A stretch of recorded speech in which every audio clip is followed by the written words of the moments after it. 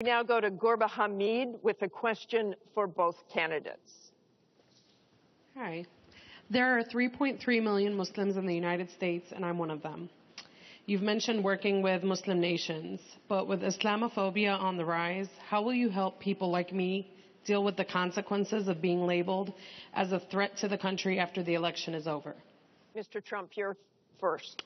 Well, you're right about Islamophobia, and that's a shame. But one thing we have to do is we have to make sure that, because there is a problem. I mean, whether we like it or not, and we can be very politically correct, but whether we like it or not, there is a problem.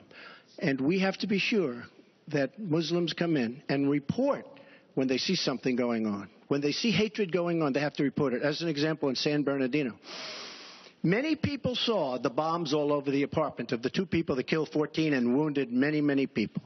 Horribly wounded. They'll never be the same.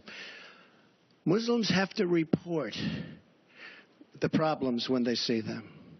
And, you know, there's always a reason for everything. If they don't do that, it's a very difficult situation for our country.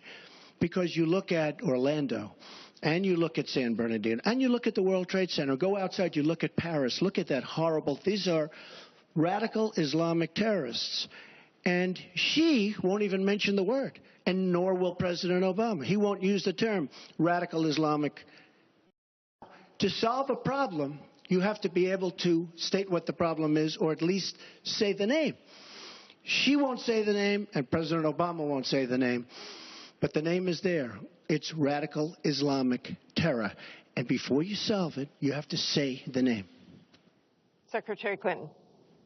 Well, thank you for asking your question. And I've heard this question from a lot of Muslim Americans across our country. Because, unfortunately, there's been a lot of very divisive, dark things said about Muslims. And even someone like Captain Khan, the young man who sacrificed himself defending our country in the United States Army, has been subject to attack by Donald. I want to say just a couple of things. First, we've had Muslims in America since George Washington. And we've had many successful Muslims. We just lost a particularly well-known one with Muhammad Ali.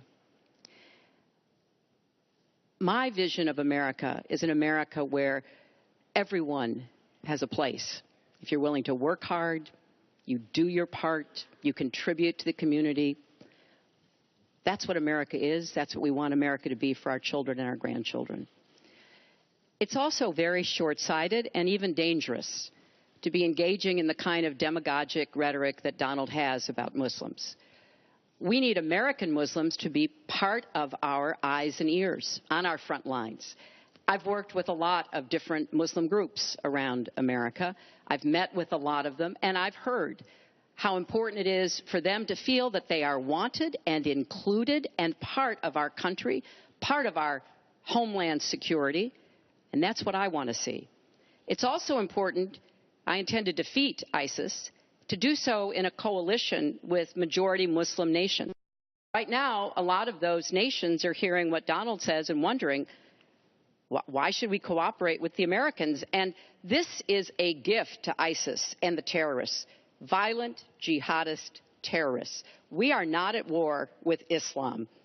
And it is a mistake, and it plays into the hands of the terrorists to act as though we are. So I want a country where citizens like you and your family are just as welcome as anyone else. Thank you, Secretary Clinton. Mr. Trump, in December,